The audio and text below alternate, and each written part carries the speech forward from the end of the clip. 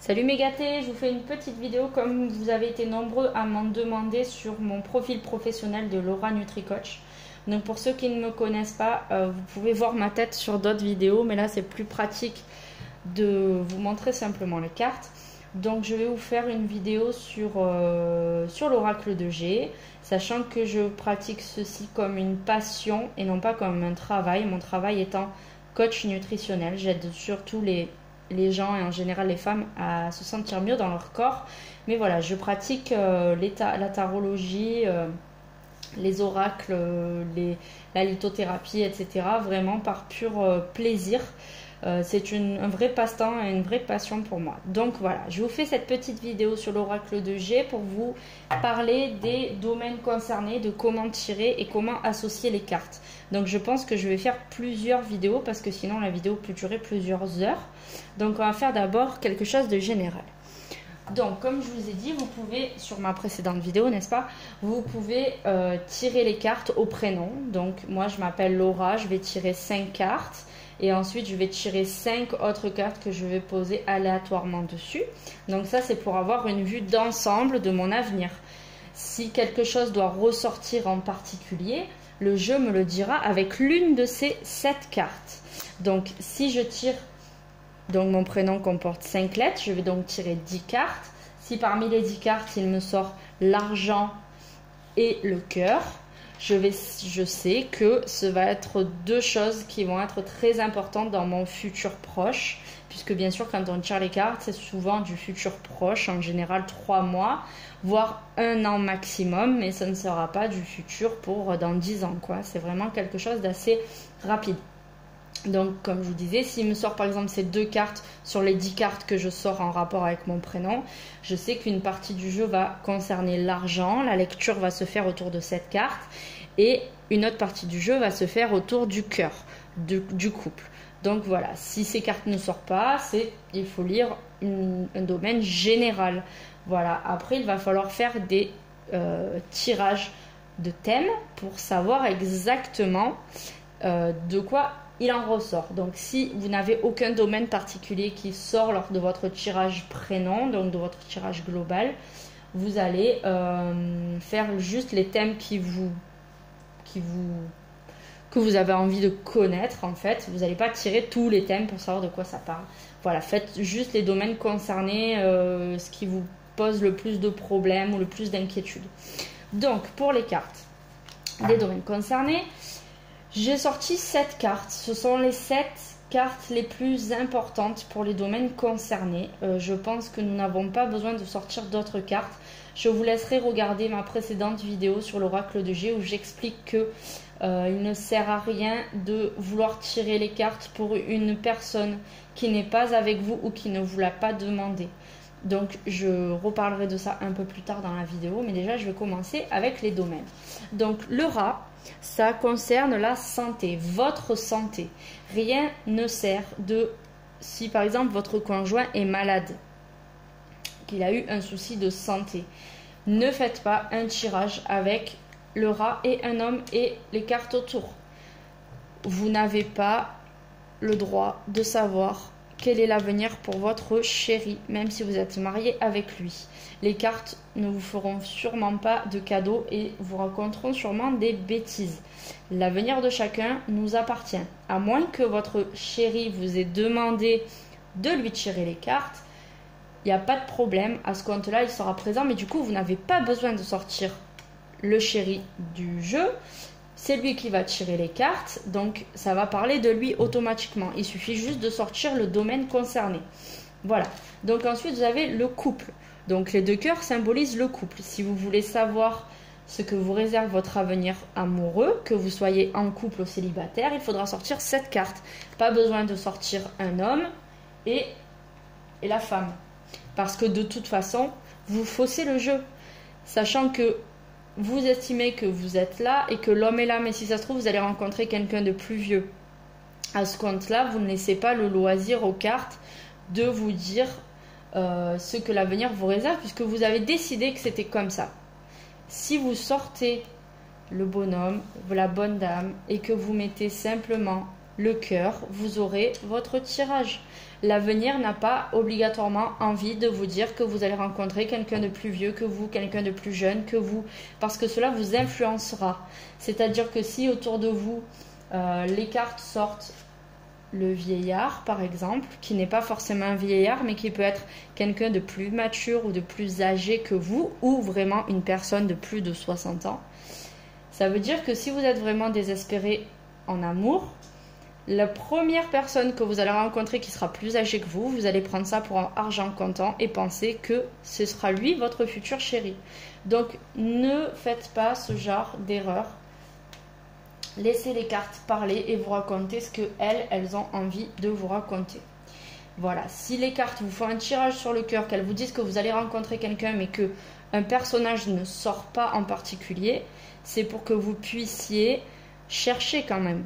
Que ce ne soit pas le premier homme venu qui vous tape dans l'œil et que vous vous disiez, ça y est, les cartes, elles ont parlé, ça sera lui.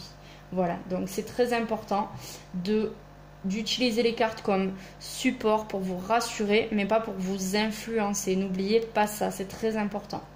Donc ça, ce sont les outils qui vont parler du travail. Donc si vous voulez changer de travail, si vous avez changé de travail, si vous voulez savoir si vous allez être licencié parce qu'il y a des problèmes dans votre boîte, si vous voulez savoir si vous allez changer de collègue, si vous allez être muté, etc., etc. La carte du travail. La justice, donc elle, c'est la carte qui va vous parler de tous les procès ou problèmes administratifs que vous avez en cours. Donc si vous avez un litige avec votre assureur, si vous êtes en plein divorce, si vous êtes en plein problème d'héritage, etc., etc., vous allez pouvoir sortir cette carte. Ici, nous avons les papiers. Donc ça va être les papiers, tout ce qui concerne les examens. Donc si par exemple, vous allez passer un concours, le bac, je ne sais pas, des examens, faire un petit, dans votre travail, on vous propose d'aller faire une petite formation. Vous voulez savoir comment ça va se passer, si vous allez décrocher un diplôme ou si vous allez décrocher votre certificat, etc., etc. Vous allez pouvoir sortir cette carte. Les papiers, ça va aussi vous parler de démarches administratives à faire, telles que l'achat d'un bien immobilier, l'achat de n'importe quoi, bref, un terrain, peu importe, des papiers pour ouvrir votre entreprise, je ne sais pas. Sachant que si vous voulez savoir comment vont se passer les papiers pour monter votre entreprise, vous allez sortir cette carte. Maintenant, si vous voulez savoir si vous allez réussir votre boulot, vous allez sortir cette carte. Et si dans le tirage du travail sort ce papier, ça veut dire que vous allez devoir faire des papiers au niveau de votre boulot. Après, les cartes qui vont suivre avec les papiers vous diront si ça va être facile de faire ces papiers, moins facile. Un exemple de tirage, si lors du tirage de votre travail, donc admettons nous avons sorti, je ne sais pas, ce genre de carte, là je sors vraiment au hasard, hein, je sors vraiment n'importe quoi, mais c'est pour vous montrer. Par exemple, je sors ce genre de jeu, je vais recouvrir une seconde fois. Donc je vous invite vraiment à regarder ma précédente vidéo par rapport au tirage. Hop, non, celle-là je vais la mettre là. Celle-là je vais la mettre là, celle-là ici et celle-là là par exemple. Voilà, donc si je fais un tirage, je travaille actuellement et je fais un tirage pour savoir, je sais qu'à mon travail ça va pas très très bien. Mon patron a des difficultés avec l'entreprise. Il est en train de licencier. Je veux savoir si je suis sur la sellette. Si ici, en tirant, je ressors la flûte brisée, ça signifie que je vais être licenciée. Voilà, c'est une rupture, c'est du verre cassé, c'est la cassure. Voilà, c'est brisé. Maintenant, si je sors la mort avec les papiers, cela ne veut pas dire que je vais mourir dans mon travail. Ça n'a rien à voir. Cela veut dire que c'est vraiment la fin nette de ce job. Et si par exemple vous sortiez une troisième carte et qu'il sortait le papillon, cela veut dire que de la fin de ce travail, donc là la mort veut dire que peut-être c'est vous qui allez démissionner, c'est vous qui allez partir, qui allez arrêter, vous en avez marre. Et derrière il sortirait le papillon, cela voudrait dire que il va y avoir du renouveau, vous allez sûrement trouver autre chose, cela va vous permettre de revivre de changer de vie, d'avoir peut-être une nouvelle orientation sur votre travail, changer vraiment de boulot, bref, peu importe. Voilà comment il faut interpréter les cartes. Donc, je vous disais que les outils, c'était pour le boulot. Après, si vous voulez avoir une vue sur votre famille, votre foyer, c'est le feu c'est le foyer, c'est le feu qui brûle à l'intérieur de votre maison, la cheminée qui tient chaud. Donc ça, c'est vos enfants, vos parents, vos frères et sœurs, vos cousins si vous en êtes très proches, les personnes qui sont autour de vous, votre entourage. Il faut bien séparer le cœur et le foyer. Si dans le foyer, lors d'un tirage, vous avez le cœur qui ressort, cela veut dire qu'au sein de votre foyer, vous avez une petite histoire par rapport à votre couple, ce qui peut être normal. Si au sein de votre foyer, vous faites un tirage et vous sortez par exemple le papillon suivi de la cigogne, cela veut dire que dans l'avenir, votre couple va avoir du renouveau par l'arrivée d'un bébé par exemple, ou d'un nouveau projet. Alors, le bébé, si vous arrêtez là, vous pouvez imaginer que c'est un bébé. Si par exemple, vous continuiez à tirer les cartes et qu'ils ressortent par exemple, je ne sais pas moi, les maisons par exemple, voilà, les bâtiments, cela peut signifier la naissance d'un nouveau projet avec l'achat d'une maison par exemple, voilà, donc tout simplement. Donc ça c'est le foyer, vos enfants, etc., etc. Si quelque chose doit arriver à vos enfants et que ça vous touche vraiment, il sortira la carte de vos enfants, qui peut être le jeune garçon ou la jeune fille. Voilà, mais ça c'est le jeu qui vous dira ce qu'il y a à savoir. Si le jeu vous parle de vos enfants ou de vos parents par exemple, c'est parce que le jeu veut que vous sachiez ces choses-là. Le jeu ne va pas vous raconter la vie de vos enfants si eux-mêmes ne veulent pas que vous soyez au courant de leurs événements. Donc voilà, c'est la confidentialité de la vie de chacun. Le jeu vous sortira que les choses que vous avez besoin de savoir et que les personnes autour veulent que vous sachiez. Donc voilà, et bien entendu, les finances. Donc voilà, si vous voulez savoir si vos finances vont s'améliorer parce qu'en ce moment c'est difficile, si vous allez peut-être toucher un héritage prochain, je ne sais pas, vous pouvez sortir cette carte-là du jeu. Donc voilà les principales cartes à sortir pour connaître un domaine concerné. D'ailleurs, il m'en manque, je ne dû les sortir du jeu. Bref, c'est pas grave. Donc, je vais vous faire des petites associations, une lecture très rapide sur les personnages. Donc, je voulais vous expliquer quelque chose. Quand lors du jeu, deux personnages sortent côte à côte.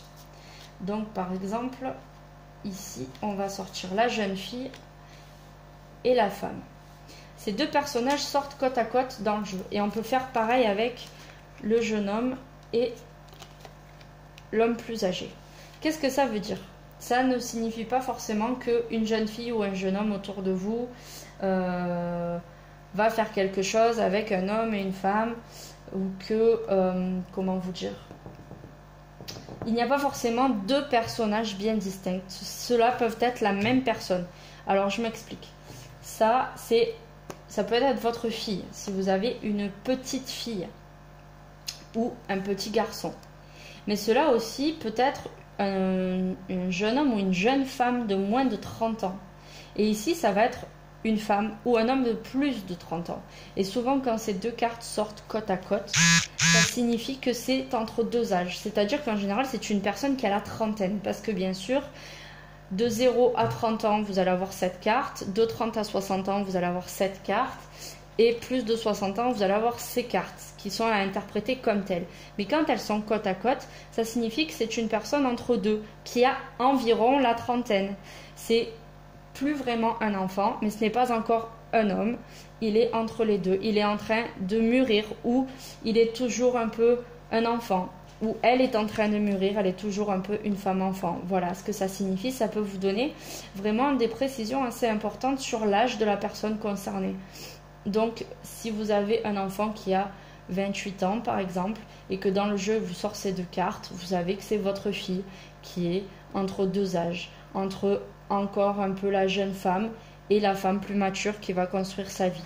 Et pareillement, si vous avez ces deux cartes-ci ou ces deux cartes-là qui se suivent, ceci signifie que c'est un homme déjà d'un certain âge qui devient encore plus mature. Et de la même façon, c'est une femme déjà d'un certain âge qui devient plus mature. Donc ça peut être lié à un événement. Si par exemple, vous sortiez dans votre jeu général le poignard avec, par exemple, je sais pas, la mort derrière et éventuellement le renouveau, pourquoi pas, et ces deux femmes. Voilà, par exemple, si vous aviez ce jeu-là qui se présentait devant vous, vous pourriez en conclure que suite, ou on va plutôt mettre, voilà, suite à un abus de confiance, par exemple, d'un homme, de votre mari, par exemple, voilà, suite à un abus de confiance de votre mari, il va s'engager un processus de fin de relation qui n'est pas forcément lié à un divorce ou quelque chose comme ça. Il faudrait encore que la carte de la flûte brisée sorte. Mais voilà, c'est la fin de quelque chose pour vous. Vous avez été blessé, peiné et vous allez changer, vous allez vous transformer et donc la femme que vous êtes va devenir plus mature. Voilà comment il faut interpréter les cartes. Ne les prenez pas comme elles sont. Il faut faire une lecture plus générale et vraiment ressentir les cartes. D'où l'intérêt d'avoir ce fameux livre qui va vraiment vous aider à appréhender les cartes d'une autre façon. Donc, par exemple, ici, si je prends la carte de la femme en rouge, la consultante. Donc, par exemple, au niveau affectif, donc si vous sortez les deux cœurs ou le foyer, par exemple, cette carte vous représente. Ici, c'est vous qui consultez. Sinon, elle représente la femme à qui vous tirez les cartes. Si c'est un homme qui consulte, cela représente alors sa conjointe ou une amie très proche de lui. Elle annonce une certaine sérénité affective, une amitié sincère. Donc, vous voyez, c'est quand même lourd de sens. Ça n'est pas que un personnage. Ça représente quand même aussi un caractère. Au niveau professionnel, cette lame indique parfois des responsabilités dans votre emploi. Vous êtes assez indépendante et votre employeur vous laisse quartier libre quant aux décisions à prendre. Donc là, ça ne représente plus que vous-même ou votre compagne, mais cela représente aussi un genre d'état d'esprit, un genre de personnalité. En fait, c'est quelqu'un sur qui l'on peut compter, qui est indépendant et à qui l'on peut faire confiance. Au niveau de la santé, cette carte n'a pas de spécification précise. Donc là, on va pouvoir la considérer juste comme telle. C'est vous, point barre. Au niveau de la personnalité, cette carte annonce un caractère entier, épicurien, qui sait vivre et prendre les choses de la vie du bon côté, même quand tout va mal. Alors, et l'influence de cette carte est neutre. Alors, au niveau personnalité, ce que vous pouvez faire aussi, c'est que, par exemple, vous avez vos enfants avec vous, et vous voyez que dans la vie, ils ont du mal. Ils ont du mal à démarrer, ils ont du mal à trouver leur place. Si vous leur dites « décris-toi en quelques mots », ben, ils ne savent pas le faire. Ils ne savent pas se décrire. Ouais, je suis un peu... Je suis intelligent, mais je sais pas. Enfin, voilà. Alors, vous allez pouvoir leur tirer les cartes aussi pour les aider à se trouver. Et ça, je trouve ça vraiment génial. Vous pouvez faire ça avec n'importe qui. Bien entendu, ne tirez pas, s'il vous plaît, une carte en vous disant je vais, par exemple, j'ai rencontré un homme et j'aimerais savoir quel est son caractère parce que les cartes seront faussées. On oublie. On fait ça que pour des personnes qui veulent bien. Et je vous conseille de même le faire pour vous, pour voir un peu si votre vision de vous-même est claire et si vous êtes en accord avec ce tirage. Mais moi, je l'ai déjà fait plusieurs fois pour moi et c'est vrai que ça me parle. Donc, qu'est-ce que j'allais vous proposer? Donc, comme d'habitude, vous retournez vos cartes, vous les mélangez et vous allez tirer entre 3 et 5 cartes au hasard. Et il va ressortir, par exemple, là, je tire toujours pareil puisque de toute façon, elles sont en face visible. Voilà, je vais sortir, allez, 4 cartes. Et je vais lire simplement sur le livre. Donc ça, c'est quelque chose de très facile à faire pour avoir déjà une première approche du jeu. Et et avoir des premières infos, pouvoir déjà faire votre première analyse qui sera une analyse de vous-même, de votre caractère. Donc je trouve ça assez sympa pour démarrer. Il n'y a aucune notion d'avenir là-dedans, il n'y a qu'une notion de personnalité. Donc je vais prendre les cartes une par une. Donc par exemple, je commence par la 27. Niveau personnalité, cette lame indique une personne aimant dialoguer sur de nombreux sujets diversifiés, une personne qui s'intéresse à tous les domaines et parfois peut-être un peu trop bavarde à votre goût. Donc, à votre goût, c'est comme c'est la personnalité, c'est nous-mêmes. Donc, des fois, vous avez l'impression de parler un peu trop. Moi, c'est vrai que dans cette carte, c'est vrai, ça a été tiré face cachée, mais je m'y retrouve quand même. Donc, voilà, ça voudrait dire que je suis, si je l'avais retourné par hasard, que je suis une personne qui parle beaucoup, qui dialogue beaucoup et qui peut parfois saouler son entourage. Bref, ensuite nous avons la carte numéro 17, donc c'est l'étoile. Donc admettons que j'ai retourné cette carte, j'ai choisi et donc retourné cette carte par hasard. Cette carte indique une personne protectrice qui aide les autres au maximum. C'est le côté papa poule, chaleureux, plein d'entrain, quelqu'un sur qui l'on peut compter pour sa sincérité, son aide et sa pureté d'âme. Donc vous voyez, c'est pas que la chance, c'est pas que la protection, c'est aussi le côté entraide, le côté douceur, chaleureux, voilà. Donc c'est quand même représentatif d'une personne. Le 28, alors on peut se dire, tiens, le 28, qu'est-ce que ça peut être? Alors j'ai pas encore regardé, mais je suppose que ça représente une personne qui est altruiste, qui aime faire des cadeaux, qui est généreuse. Alors voyons voir, 28. Cette carte symbolise une personne généreuse, aimant faire plaisir à ses proches. Voilà, tout simplement. Donc vous voyez, ça quand même représente un trait de caractère. Et là, la 26, avec mon approche du jeu, je dirais que ça représente une personne un peu... Alors c'est le désert, c'est la solitude, la sécheresse. Ça peut représenter quelqu'un qui est un peu seul, un peu sans trop de caractère. Qui aurait tendance à être un peu limité. Par exemple, une personne qui n'a pas beaucoup de dialogue. Voilà, ça peut être ça, qui est pauvre, qui est pauvre ou sec au niveau de ses connaissances, par exemple. Ça pourrait représenter ça. Donc là, dans le jeu, par exemple, il est noté que cette carte annonce un manque de caractère. Vous voyez, parfois naïf, sans grandes envergures et avec des capacités limitées. Donc voilà, donc je trouve ça très intéressant pour avoir une première approche du jeu. Et par exemple, si vous êtes en pleine recherche d'emploi et que vous voulez faire votre CV ou votre lettre de motivation, je vous conseille de tirer les cartes. C'est-à-dire que vous retournez votre jeu, vous le battez et vous sortez au moins 3 cartes, mais je vous en conseillerais 5, de lire la définition et de noter ça sur votre CV. Voilà, vous êtes, par exemple, il me sort ces cartes. Je ne vais pas dire bien sûr que je suis quelqu'un de sans ambition, ça je vais la sortir du jeu, mais ça reste représentatif de moi-même si je l'ai tiré bien entendu.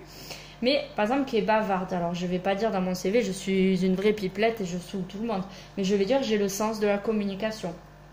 Je suis une personne généreuse, altruiste, sans pour autant dire qu'une personne qui est généreuse est aussi... comment dire, on va pas non plus prendre cette personne-là pour tout le temps lui demander des choses et s'imaginer que cette personne, elle va toujours dire oui à vos désirs, attention. Mais voilà, dire que voilà, par exemple, vous êtes bavard, généreux, mais aussi protecteur. Donc si vous postulez pour un travail d'équipe, vous pouvez dire que vous faites quand même très attention au bien-être de vos collègues. Voilà, partager avec eux des choses. Si par exemple j'avais tiré cette carte, ça c'est la carte d'une personne qui est très festive, qui aime bien sortir, qui aime bien faire la fête. Donc vous pouvez le mettre aussi sur votre CV, que vous êtes une personne joviale, festive, que vous aimez partager avec les autres. Vous avez bien entendu la carte du serpent, là ça représente par contre la médisance, la fourberie. Donc si cette carte sort dans votre jeu, remettez-vous en question parce que ça veut dire que vous avez tendance à beaucoup mal parler des autres, à être envieux, jaloux. Voyons qu'est-ce qui sort. La carte 32. Dans le livre, cette carte annonce un personnage acariâtre, jaloux, méchant et médisant, aimant ou écoutant volontiers les commérages et les rumeurs qui circulent. Donc bien entendu, si vous faites un CV, vous allez oublier de parler de cette carte n'est-ce pas? Si vous êtes, par exemple celle-ci, c'est que vous êtes calme. Donc calme, ça peut être positif comme négatif, mais vous pouvez dire que vous êtes quelqu'un de calme et de posé et à l'écoute, bien entendu, parce que savoir parler et communiquer, c'est bien, mais savoir écouter, c'est très très bien aussi. Donc vous êtes une personne posée. Ça peut aussi signifier que vous réfléchissez avant d'agir. Donc c'est très important. Donc voilà, ça c'est un conseil que je vous donne si vous êtes à la recherche d'un emploi pour faire votre CV ou votre lettre de motivation. Ça peut être une très très bonne aide. Voilà. Donc je vous ferai d'autres vidéos sur des associations de cartes pour vous montrer un petit peu, ou alors je ferai peut-être des vidéos avec en parlant de 5 cartes par 5 cartes, en les prenant dans l'ordre dans lequel elles sont numérotées pour vous en parler et voir ce qu'elles représentent et éventuellement leurs associations. Voilà, je vous fais de grosses bises, je vous dis à très bientôt. N'hésitez pas à vous abonner à ma page, à ma chaîne YouTube, bien entendu, puisque je vous ferai régulièrement des vidéos sur l'oracle de G, mais aussi sur la nutrition. Pas mal de choses à venir. Je vous embrasse, je vous dis à très très vite et je vous souhaite une très belle journée.